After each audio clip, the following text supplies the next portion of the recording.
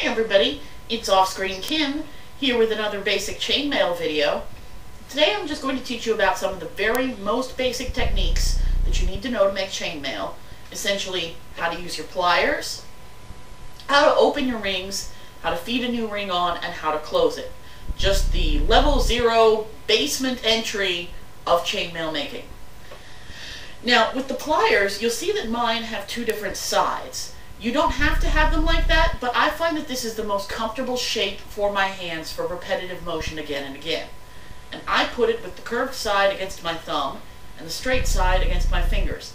But again, you should do whatever is most comfortable for you, because you'll be making this motion a lot. Now you'll want to get them in a position, like I said, all your fingers on one side, your thumb on the other, where you feel like you can safely both grip the pliers and use your thumb and forefinger to pick up rings.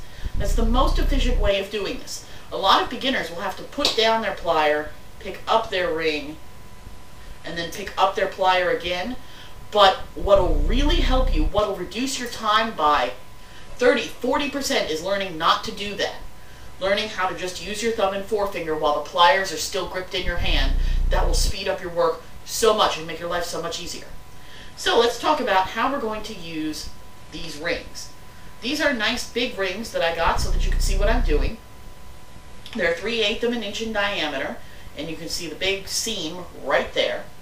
So when you pick up your rings, you'll pick it up with one pointing towards the center of the circle and the other perpendicular to it, gripping it like that. Make like the corner of a square.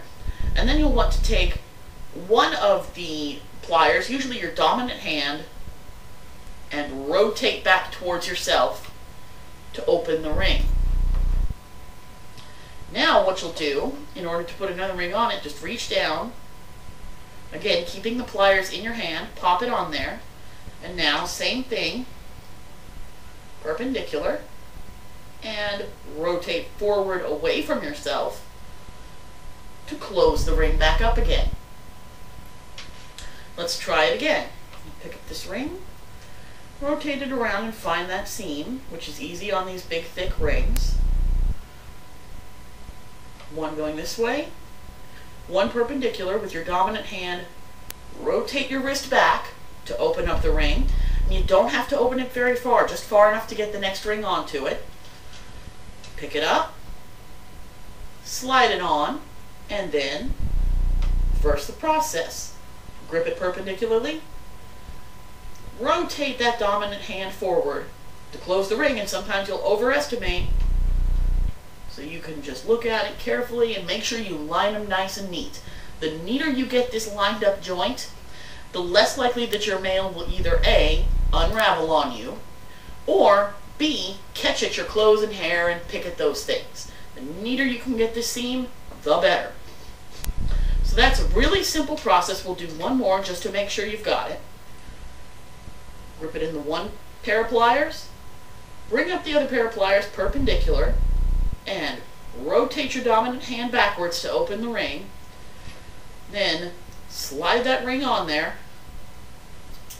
and once again, I'm at the point where I can often do it just parallel, but I find that beginners often have it easier with rotating it at a 90-degree angle because their wrists are not used to what it feels like.